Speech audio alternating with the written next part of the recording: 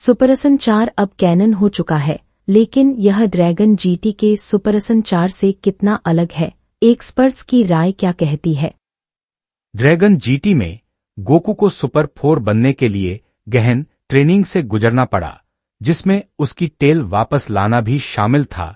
इसी दौरान बेबी के खिलाफ उसका संघर्ष उसे मजबूत बनाता है। लेकिन ड्रैगन दमा में क्या हुआ?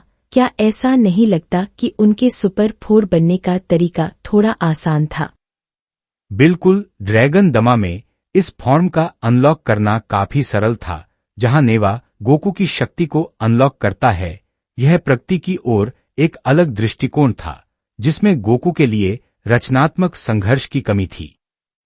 ऐसा लगता है कि ड्रैगन जीटी का स्टाइल अधिक रोमांचक था। क्या इससे ड्रैगन दमा के दर्शक कुछ खो देते हैं?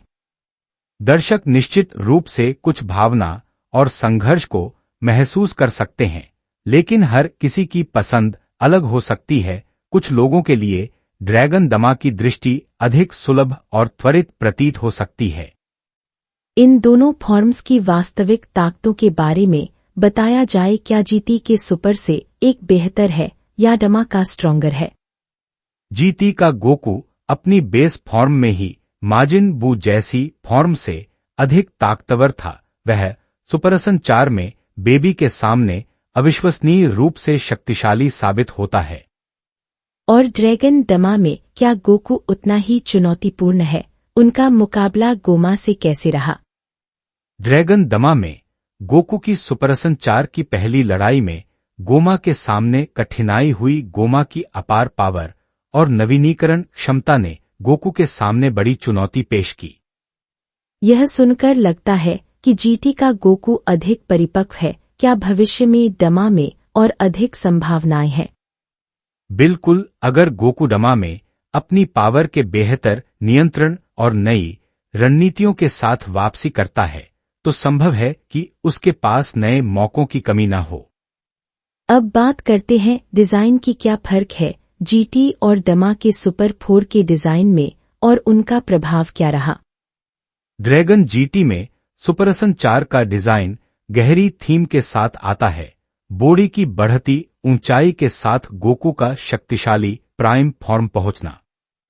और डमा का सुपर 4 इस मामले में कहां खड़ा है? क्या इसका डिजाइन उतना ही प्रभावशाली है? डमा में गोकू का सुपरसन 4 अपनी छोटी स्थिति में है, लेकिन यह रेड हेयर्स और फायर के साथ सुपर गॉड की छवि की झलक देता है। हालांकि यह कई लोगों के लिए सिर्फ कलर स्विच ज्यादा लग सकता है। डिजाइन विविधता और पोषण के लिए क्या जीटी की दृष्टि अधिक प्रभावी मानी जाती है? हाँ, जीटी के पेचीदा डिजाइन और कहानी को देखते हुए यह साइंस की यात्रा को अधिक अर्थपूर्ण और आकर्षक बनाता है। भविष्य में सुपरसन 4 की विरासत के बारे में आपकी क्या राय है? क्या इनमें से कोई एक हमेशा पारंपरिक रूप से फैंस के दिलों में रहेगा?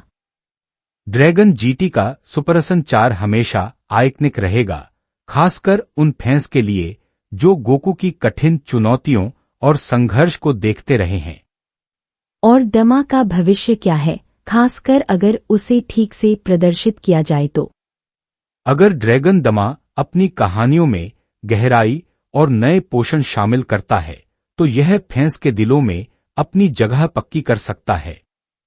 तो सभी फैंस के लिए आपके अतिरिक्त कोई संदेश? खैर, अपने पसंदीदा संस्करण को एंजॉय करें और देखें कि इन कहानियों में क्या संभावनाएं छिपी हुई हैं। आखिरकार यह सब हमारी अपनी दृष्टि पर निर्भर करता है।